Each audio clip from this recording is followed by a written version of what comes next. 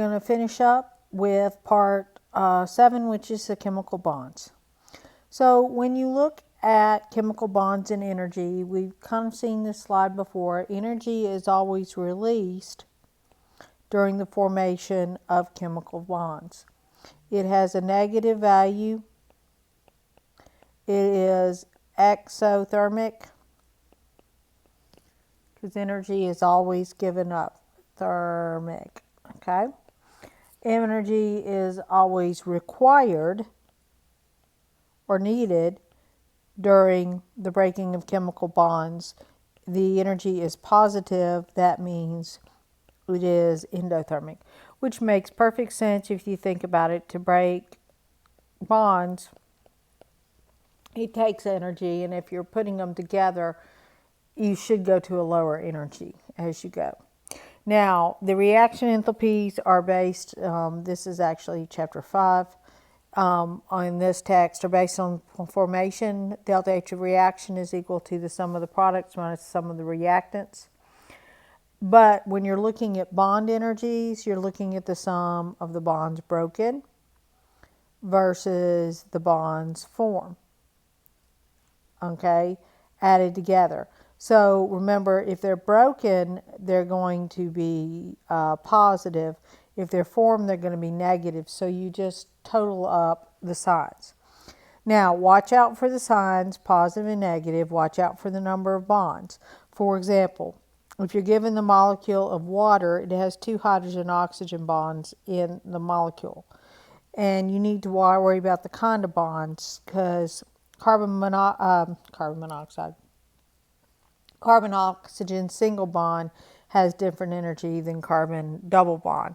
So if you look at the average bond enthalpies, then you've got the values here. Notice the multiple bonds are down here, and the single bonds are all up here.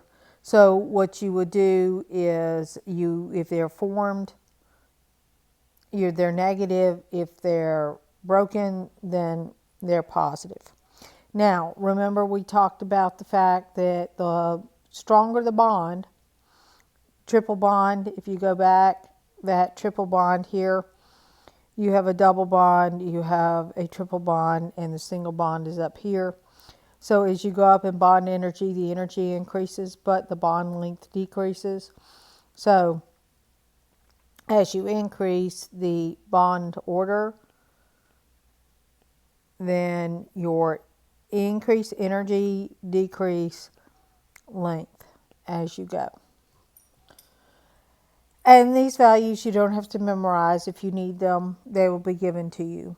So bond length is the distance between 2 bonds involved in a chemical reaction, is usually given in parts per million. Picometers, because the radii on atomic radii is usually in angstroms, which is 10 to the minus 10th.